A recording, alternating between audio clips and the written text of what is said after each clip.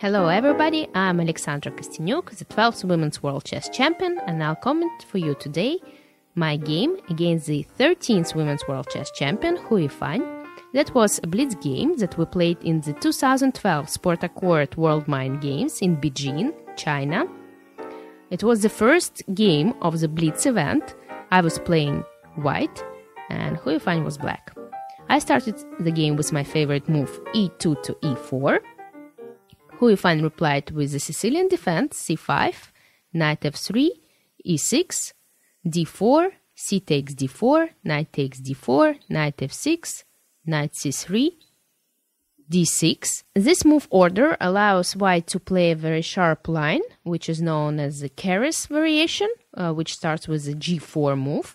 But in this game, I opted for calm bishop e2, knight c6, castling, bishop e7, bishop e3, castling, and here I played f4, offering my opponent to transpose the game into a Scheveningen variation by playing a6, which my opponent did, although she had some other possibilities such as e5 or bishop d7, using the fact that she hasn't played a6 yet and she can use this tempo for some other useful moves.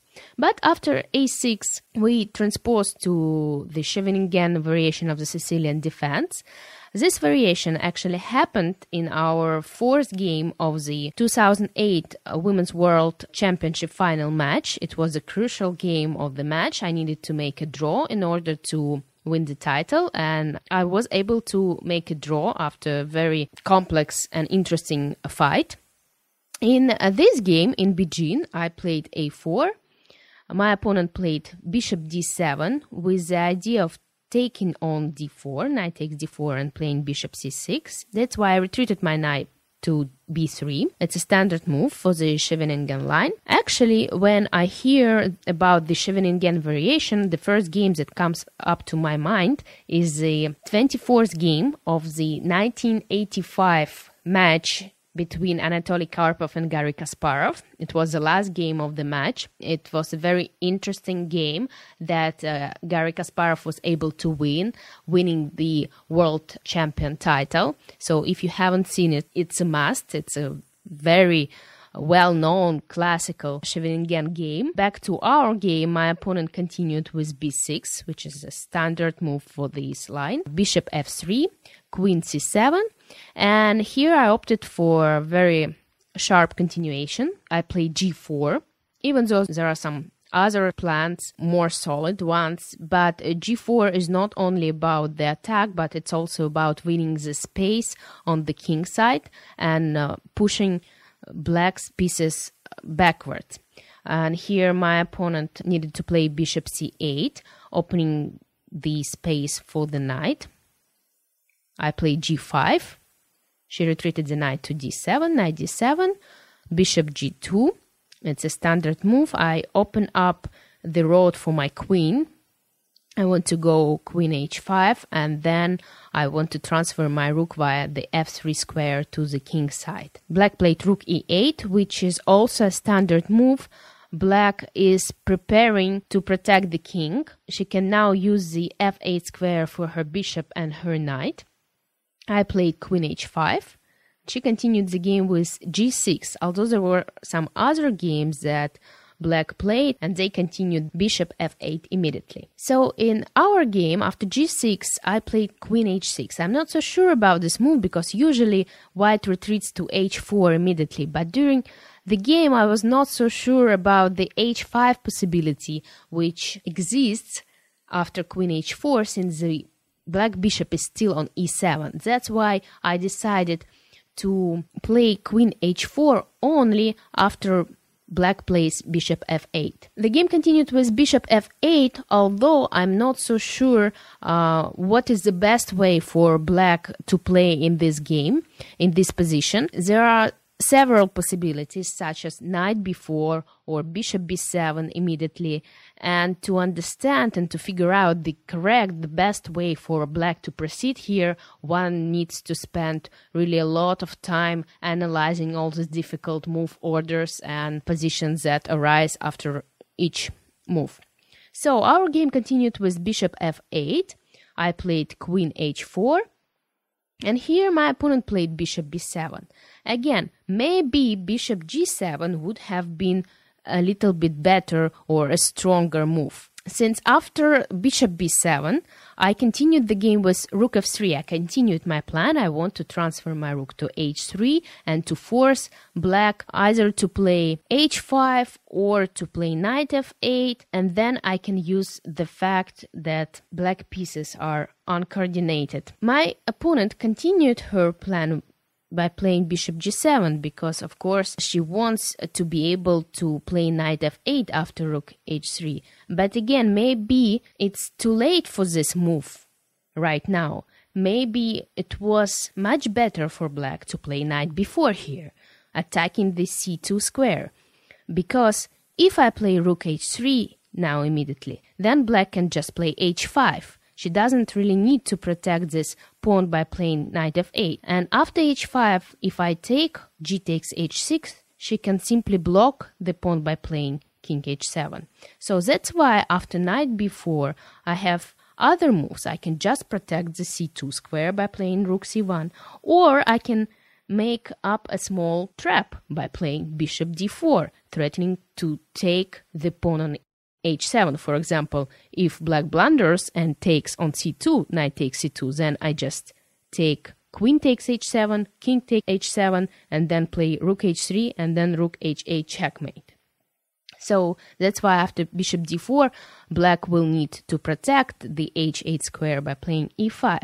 And after f takes e5, knight takes e5, I can play rook h3 or rook f2. The position is very unclear. It's about equal. Probably knight b4 would have been a better move. Since after bishop g7, I continued my plan by playing rook h3. And after knight f8, since black needs to protect the pawn on h7, I played f5. I'm threatening to play f6 and to block the bishop on g7, since if the bishop moves to h8, it will be stuck on the square forever, and I will be able to improve my position, for example, by transferring the knight to g4, while d1, f2, g4, and then h6, or I can just simply play even queen f2, because the bishop is out of play, and it's like I'm playing with an extra piece. So black needs to do something against this f6 move.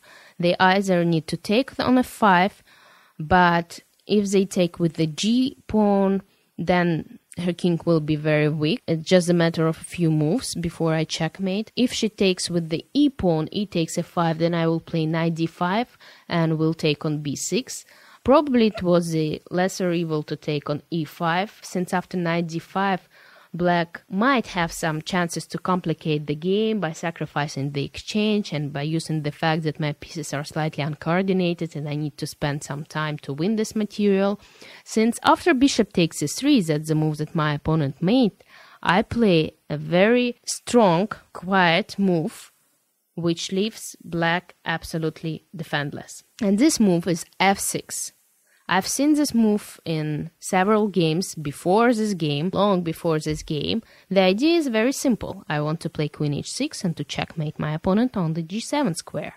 I don't want to waste my time by taking the bishop on c3 back, since, as we know, the key factor of any chess game is the king. So we need to checkmate the king. Sometimes winning material or taking material back means wasting time. And time is a crucial factor of any chess game when we speak about checkmating and attacking. So f6 is a very powerful move, a very strong one, and it creates a deadly threat. I want to go queen h6. That's why the only move that black has is trying to block my queen by playing h5.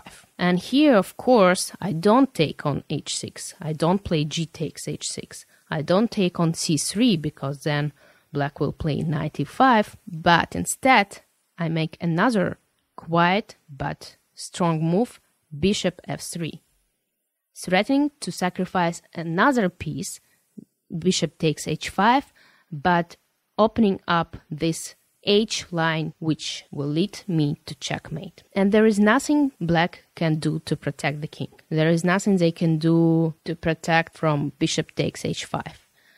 That's why my opponent tried bishop takes f6. But here, of course, I take on f6 because the pawn on f6 is very important. G takes f6. Here my opponent spent her last seconds on her clock, but didn't find any way to protect her king. She played knight e5. And I continued the game with bishop takes h5, opening up the h file. Here she tried her last chance. She played knight h7, probably hoping for bishop takes g6, which would have been a blunder, since after f takes g6, her queen is protecting her knight on h7. But of course, I don't want to let her queen protect her pieces and her king. That's why I just retreated my bishop to e2, and my plan has worked out very well. I opened up the h file, and now I want to take on h7 and to checkmate my opponent.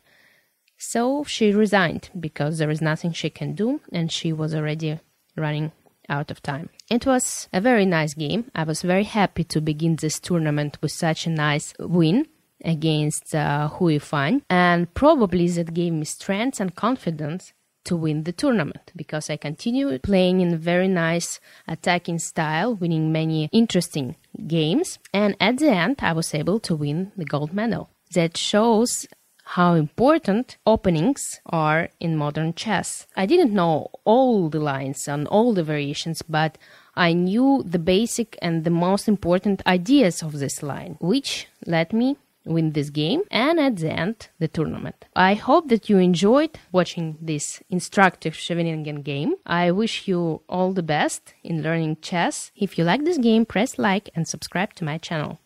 Thanks for listening to me. That was Alexandra Kosteniuk. Want to improve at chess? Well, coaches are hard to find. Current software is like rocket science, and worse, they're all very expensive. So frustrated you keep playing online, and your rating goes down. There has to be a better way. Well, there is. Chess King. Chess King is awesome, affordable, and makes it fun and easy to improve at chess. But how? With Chess King on your PC, learn and test your skills in the puzzle mode. Play to unlock levels in a quest for trophies, or get challenged to varied starting setups at any strength you choose. Enter the moves into your own game database, and Chess King will help you find all your mistakes with its built-in Grandmaster chess engine and giga database of over 5 million games. The best part of winning at chess is to share your games with the world. Check out the easy export to blog button, as well as export to PDF. Now, have fun playing chess and show your friends how strong you've become. Chess King, your coach to improve at chess.